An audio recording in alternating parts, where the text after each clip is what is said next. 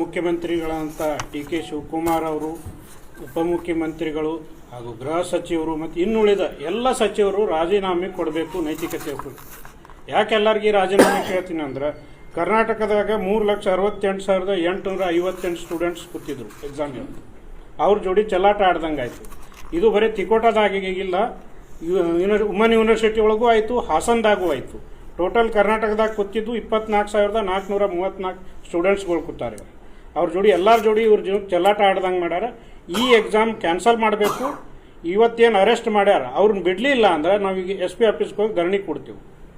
ಮತ್ತು ಇವರೆಲ್ಲರೂ ರಾಜೀನಾಮೆ ಕೊಡಬೇಕು. ಹೆಂಗೆ ನಮ್ಮ ಧರ್ಮೇಂದ್ರ ಪ್ರಧಾನ್ ಅವರು ನೈತಿಕತೆ ಹೋಗಕ್ಕೆ ರಾಜೀನಾಮೆ ಕೊಟ್ಟರು, ಜಂಜಿಗಳಲ್ಲಿನೂ ರಿಕ್ವೆಸ್ಟ್ ಮಾಡ್ಕೊಳ್ತೀನಿ, ನೀವು ಲಾಸ್ಟ್ ಟೈಮ್ ದಿಲ್ಲಿ ಒಳಗೆ ಜಂತರ್ ಮಂತರ್ ಒಳಗೆ ಯಾರ್ದು ಮಾತು ಕೇಳಿ ಕೂತಿರಲ್ಲ, ಈಗ ಬರ್ರಿ ಹೋರಾಟ ಮಾಡಬರ್ರಿ ಇವ್ರು ಅಗೇನೆಸ್ಟ್. ಇಲ್ಲ ಅಂದ್ರೆ ನಿಮ್ಮ ಮೇಲೆ ಅಪವಾದ ಬರ್ತದೆ, ನೀವು ದೇಶದ್ರೋಹಿಗಳ ಜೊತೆ ಕೂಡಿಕಿಸಂದು ಹೋರಾಟ ಮಾಡಿರಿ ಅಂತೇಳಿ. ಅದಕ್ಕೆ ಈ ಪತ್ರಿಕಾ ಮುಖಾಂತರ ಕೇಳ್ಕೊಳ್ತೀನಿ, ಎಲ್ಲ ಸಚಿವರು, ಉಪಮುಖ್ಯಮಂತ್ರಿಗಳು ಮತ್ತು CM ಅವರು ರಾಜೀನಾಮೆ ಕೊಡಬೇಕಂತ.